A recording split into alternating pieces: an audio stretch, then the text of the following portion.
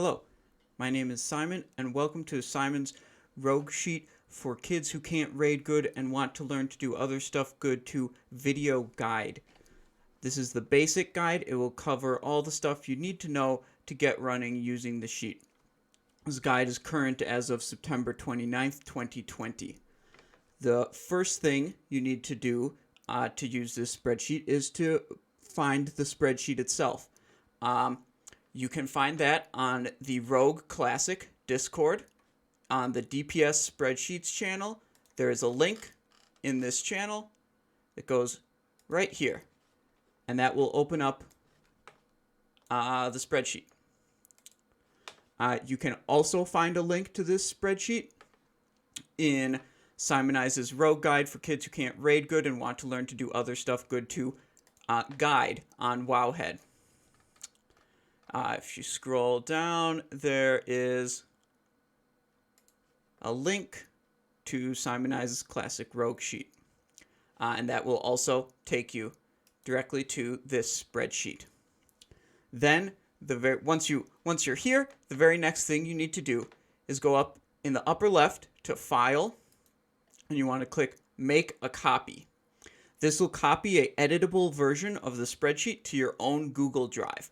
This version, you will not be able to edit unless you are logged into my personal Google account. So you go make a copy, it'll give you a name, it'll go into your own Google Drive, so you do need to be logged into a Google account. You can call it whatever you want. And then you'll be in a version that you are able to edit. You can type in and change cells and data. The very next step, the next thing you want to do is either continue listening to this video guide or read below. There's a big section on how to use this sheet, and it has a text version of, just talking about all the features of the sheet like I'm going to do in this video. Then your main tab of the spreadsheet, there's a bunch of tabs down here. This main tab is where most of the action happens. It'll have default settings loaded in. I sometimes change these around, but you'll want to change it to whatever your setup is. You want to first select, well, you can do it in whatever order you want. You can select your race: human, gnome, dwarf, night elf, orc, undead. And the various versions of troll, 10%, 15, 20, 25, and 30%, refer to the amount of haste that the berserking ability will give you when you activate it. So you can pick different ones there. My character is human, so I'm going to leave that as human. And you left click to open up that drop down menu, then just click elsewhere. Now, the next section is the equipment and enchant section right here. These are all drop-down menus that give you a bunch of different options. There are fewer options for most of these enchants, but you see like that. So I'm going to change it to the gear that my character has, which is this here.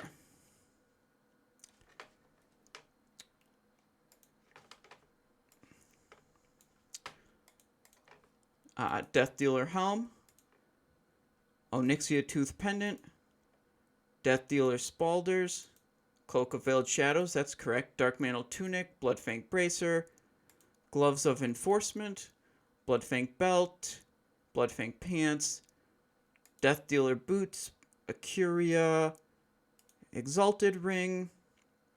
Then I want Renatakis and DFT, and I'm not using daggers, I'm using swords. Chromatically Tempered Sword with Crusader, Instant Poison, Offhand Brutality Blade with Agility, Instant Poison, and Striker's Mark. So now the gear is set up. Maybe I don't have a 15 Agility enchant. You can click and change those. Maybe you don't have any enchant on your pants. You can change that to none. Or perhaps you have an item that... never mind. Next, we're going to buffs. what buffs you raid with.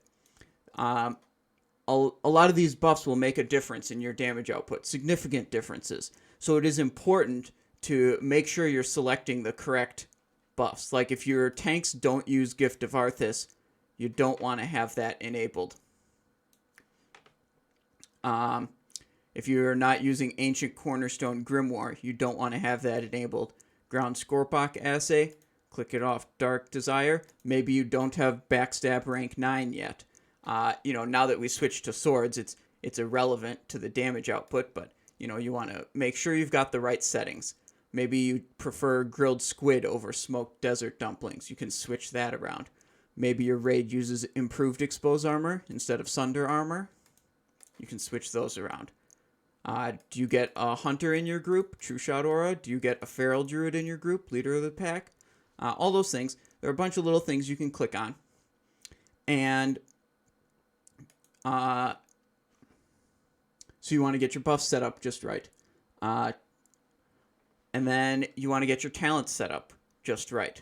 Right now, the talents are set for combat daggers, but I am definitely not combat daggers. So I want to change my talents to be combat swords. And these are all just number drop downs. You left click and then, select whichever number you want. There's a shortcut to be able to change macro talents more efficiently. That is under Tools, Macros, Talents. There are 3 different talent presets: Seal Fate, Combat Swords, and Combat Daggers. And you want to change this to Swords as well. We'll cover the macros in another video. That'll be in the advanced video. You don't need to use these macros to use the sheet. They're just a nice shortcut. Suppose that, you don't actually have Death Dealer's Helm. You have, say, Ebon Mask that's not on this list. Ebon Mask.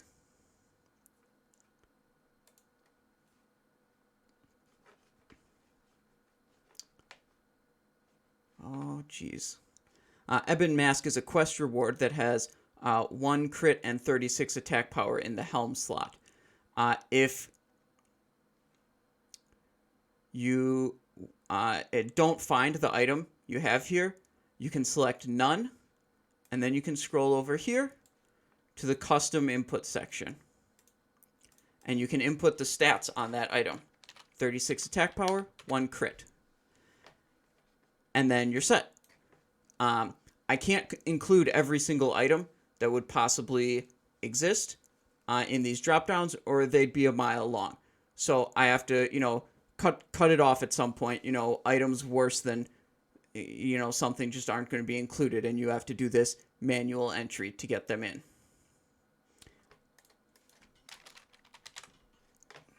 But we're going to go back to Death Dealer setup. The next thing you want to do is check out your a couple different other settings: rotation and ability options and encounter options. You want to have the ability rotation match the talent specialization you have. There's swords, daggers, and seal fate. They use abilities slightly differently. You may not see a significant difference changing around between these two. And it doesn't really break anything to have the wrong one selected. It's just the most accurate or the best estimation of the ability usage if you do match the rotation option to the talent specialization you're using. There are also a couple extra ones.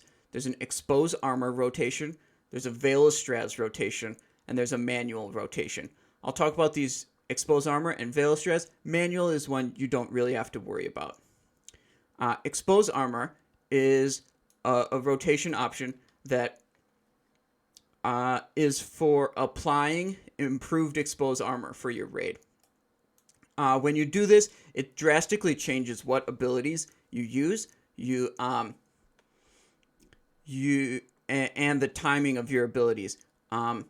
It's going to affect your slice and dice uptime. You're going to do a lot less eviscerates, and you're going to be applying exposed armor for your raid.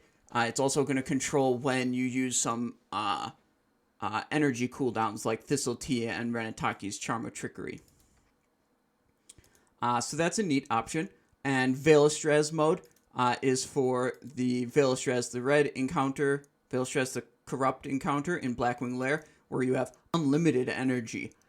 So your ability usage is, of course, very different in that mode. And you can see the DPS jumps way up when you go to Veilstrez mode. We'll just keep it on regular sword mode. Next is boss and encounter options. Boss level, 63. Boss armor type, fight duration. Changing the time of the fight can have a significant impact on your damage per second, especially when you have powerful cooldowns like Thistle Tea, Adrenaline Rush, Blade Flurry, and Renataki's Charm of Trickery. These will make your DPS be much higher on shorter duration fights. So I move it down to 30 seconds, and my DPS goes up by over 200 when I cut the duration in half. Because you still only get one use out of all these powerful cooldown effects. You can bump it up all the way up to 300 seconds, 5 minutes, and you can see the DPS goes down when you do that. The boss level, 63, 62, 61, or 60. Basically, these 62, 61, and 60 are for trash mobs.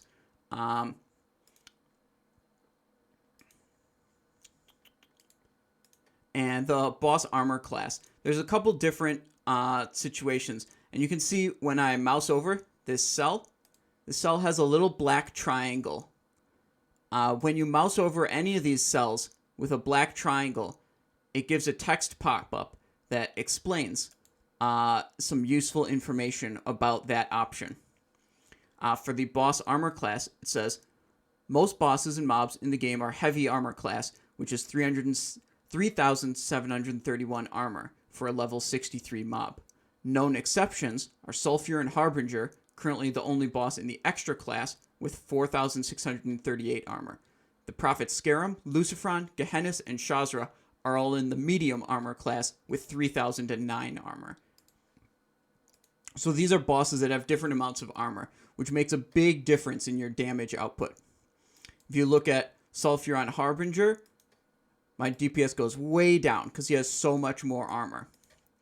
Or you go to medium, which would be for like Shazra or Lucifron, my DPS goes up significantly from the standard heavy armor. Lastly, in this video, is a section, if you scroll down a little bit, called Advanced Options. Most users can safely ignore this section, but it is available for fine-tuning. There are a lot of really precise and kind of finicky settings that you can change in the spreadsheet. A very useful one is what type of mob is your target. You can select this drop-down: Dragonkin, Beast, Demon, Elemental, Giant, Humanoid, Mechanical, Undead, or Uncategorized. There are a couple of effects that won't do anything if it's set to the wrong mob type. For example, the Murder talent doesn't do anything against undead mobs. But the